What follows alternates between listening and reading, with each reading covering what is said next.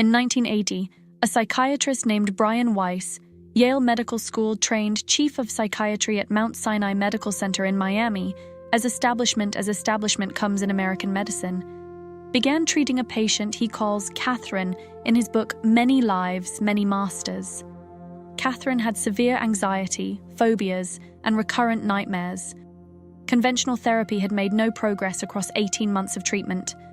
So Weiss suggested hypnosis, not to access past lives, which was not a framework he held or believed in at the time, but as a standard technique for accessing early memories that might be driving the symptoms.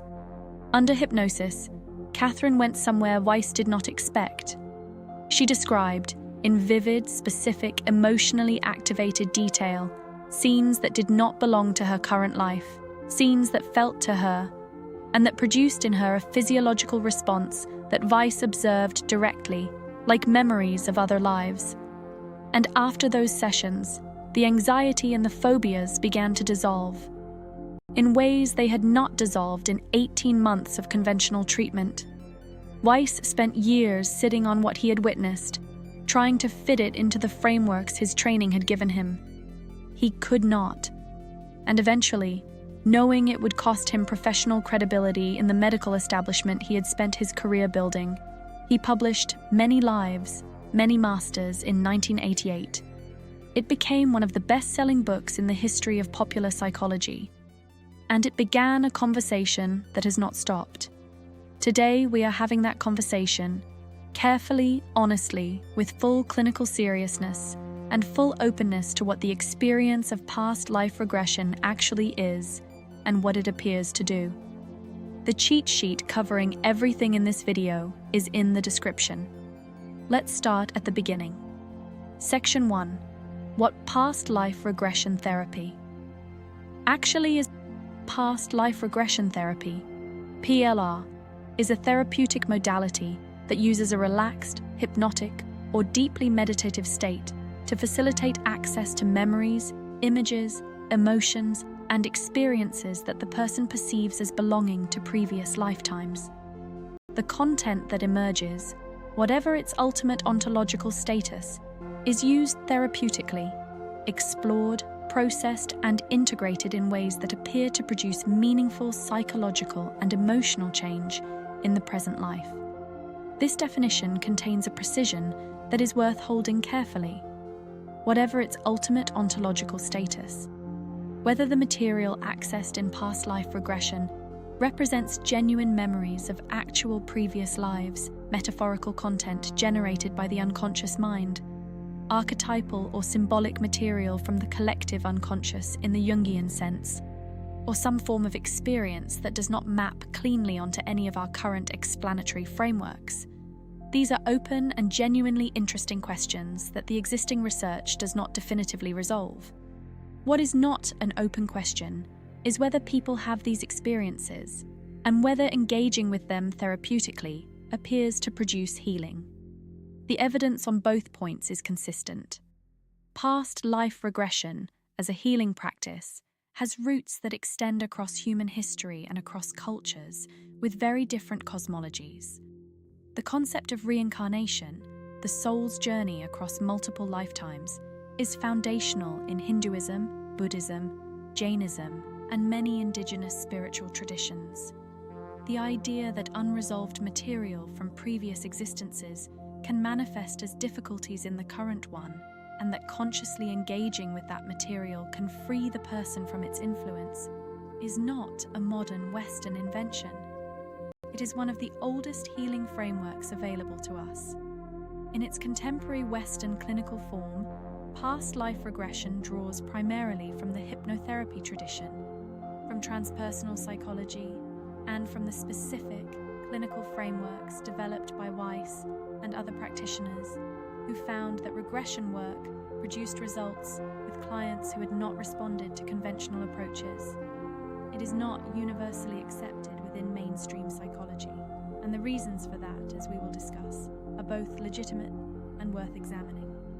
But it is practiced by a significant number of clinically trained therapists worldwide, and the population of people who report meaningful healing from PLR work is large and consistently documented.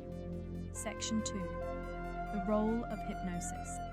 Hypnosis is the primary vehicle through which past life regression is typically facilitated, and understanding what hypnosis actually is, rather than what popular culture imagines it to be, is essential for understanding what happens in a PLR session. Hypnosis is not sleep. It is not unconsciousness. It is not the relinquishing of will or the surrender of agency to another person's control. These are the hypnosis myths that have persisted because stage hypnotism made them entertaining. The clinical reality is significantly different and significantly less dramatic in all the ways that matter. Hypnosis is a state of focused, deepened attention in which the ordinary critical filtering of the conscious mind becomes less active. A state in which the person is simultaneously more relaxed and more receptively focused than they are in ordinary waking consciousness. It is in many ways a state that most people enter naturally and regularly. The absorption of a good book or film, the mental drift of a long drive, the liminal space between waking and sleeping. Hypnotic induction is simply the deliberate facilitation of this state for therapeutic purposes. In the hypnotic state, the access to imagery, emotion, and memory is characteristically richer and less filtered than in ordinary consciousness. The rational, analytical part of the mind that ordinarily screens and edits experience becomes quieter, and a deeper, more imagistic, more symbolically resonant mode of processing becomes more available. This is what makes hypnosis useful for therapeutic work with material that the conscious, analytical mind has difficulty accessing. Whether that material is understood as early childhood memory, somatic and implicit memory, unconscious symbolic content, or in the PLR framework, past life material.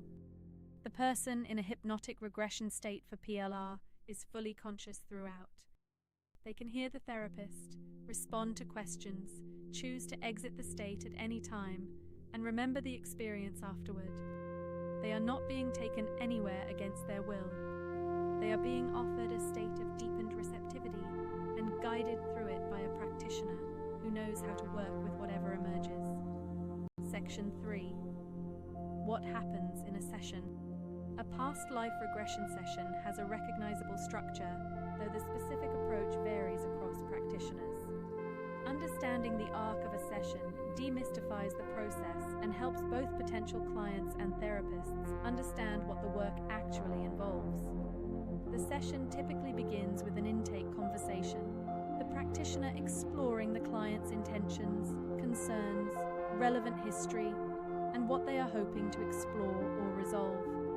This is not different from any good therapeutic intake, and it establishes both the relational foundation and the therapeutic focus that will guide the session. The induction follows, the process of guiding the client into the relaxed, focused hypnotic state that makes regression work possible. Inductions vary in their approach. Some are progressive, relaxation-focused, moving through the body systematically. Some use visualization and imagery. Some employ breathing and deepening techniques.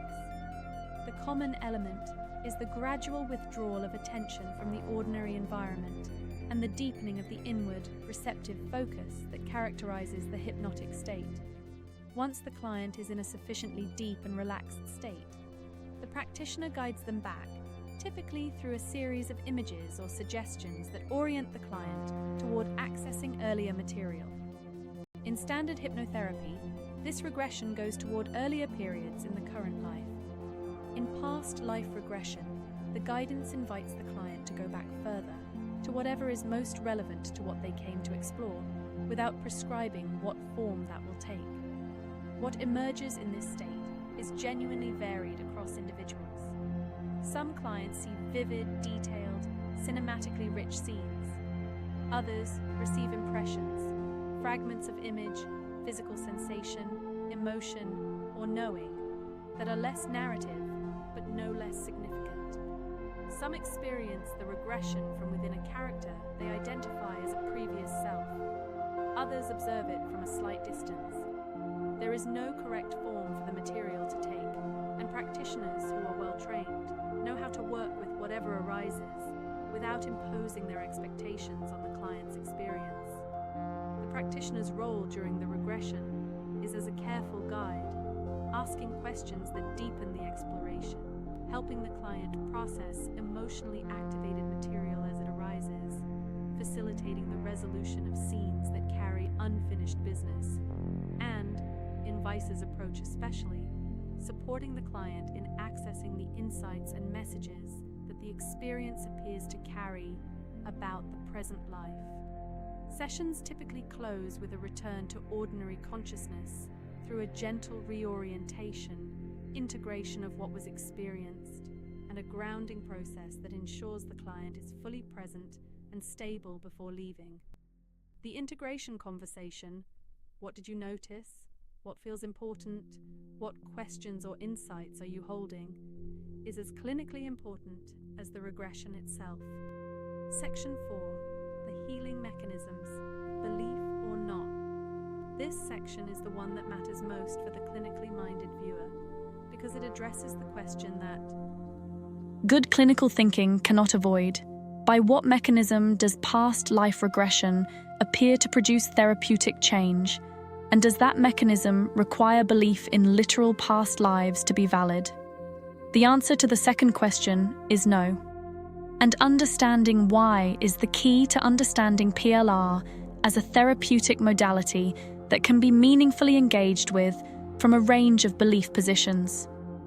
The most conservative and most defensible clinical explanation for why PLR appears to work is narrative processing. The human mind heals through story, through the construction of narrative frameworks that give shape, meaning, and movement to experiences that have been formless, stuck, or unresolved. When a client in regression accesses material that presents itself as a past life and engages with that material, explores it, resolves its unfinished business, processes its emotional charge, draws its connections to present life patterns, they are doing exactly what we know, from decades of psychotherapy research, produces psychological healing.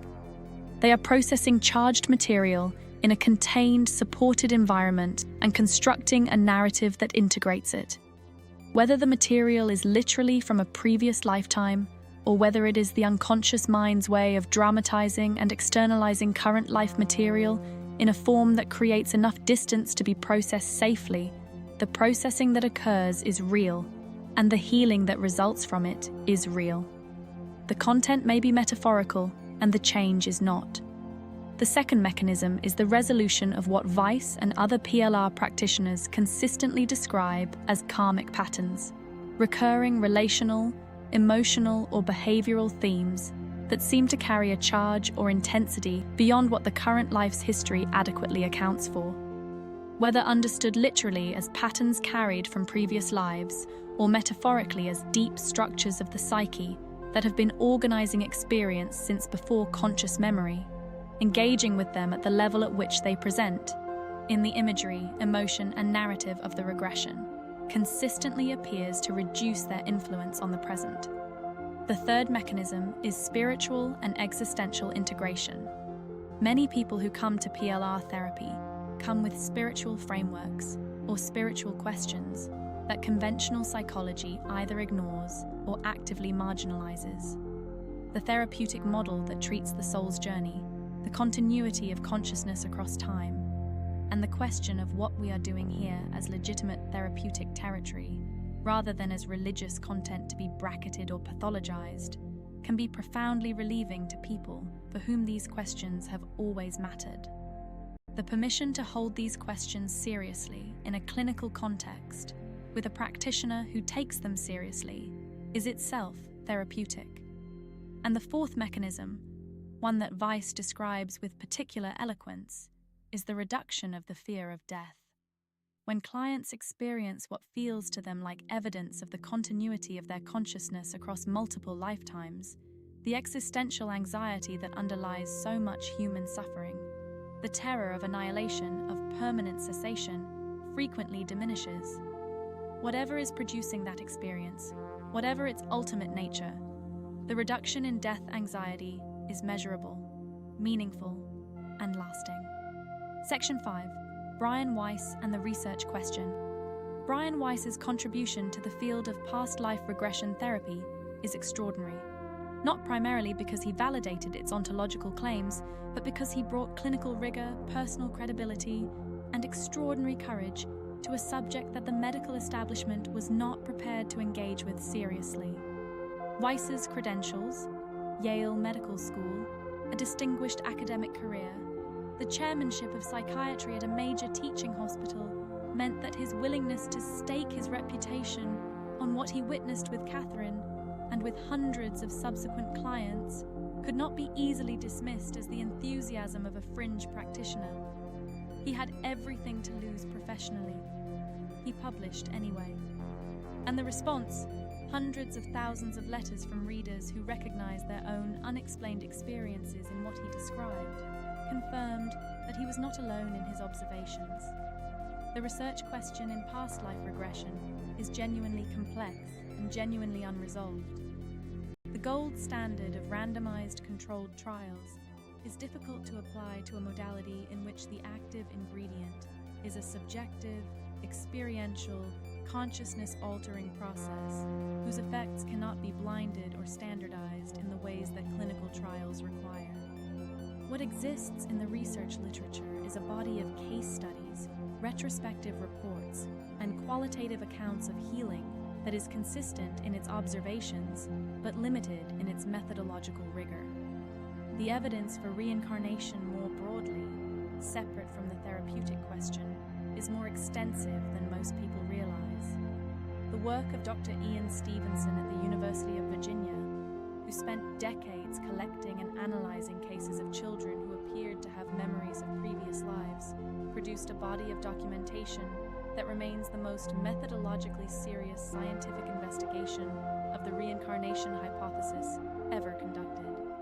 Stevenson's cases, many involving specific verifiable details that the children could not have obtained through normal means, do not prove reincarnation, but they constitute evidence that deserves serious engagement rather than reflexive dismissal.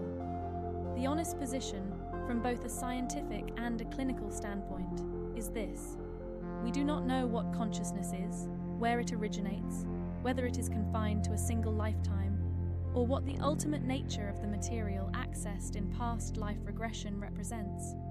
What we do know is that engaging with that material therapeutically appears to help people. And in clinical practice, helping people in ways that are safe, ethical, and genuinely effective is the measure that matters. Section 6. Who PLR is for and who it is not for. Past life regression therapy is not appropriate for everyone, and an honest treatment of the modality requires naming both the populations it serves well and the contexts in which it is contraindicated. PLR appears most helpful for people who have experienced persistent psychological difficulties, anxiety, phobias, relationship patterns, grief, existential distress that have not fully resolved through conventional therapeutic approaches. For the person who has done the work, has genuine insight into their patterns, and still finds themselves running the same loops in ways that feel inexplicable, regression therapy offers a different level of access, a different register of exploration than standard cognitive or even depth psychological approaches. It is particularly resonant for people who already hold a spiritual framework that includes the possibility of multiple lifetimes. Not because belief is required for the work to be effective, but because existing openness to the framework reduces the cognitive dissonance that can interfere with full engagement with what arises. And it is valuable for people who are asking existential questions about meaning, about purpose, about the nature of the self and the soul, that conventional therapy treats as peripheral rather than central. PLR requires specific contraindication awareness. It is not appropriate for people with active psychosis or psychotic spectrum disorders, as the altered state and the imagery work can exacerbate, rather than settle a system whose relationship to reality is already tenuous. It is not appropriate for people with severe dissociative disorders without specific adaptation and careful clinical management, as regression work can activate dissociative processes in ways that are destabilizing. It is not the appropriate first-line approach for acute trauma, in which stabilization and regulation take clinical priority over any form of deep or regressive processing.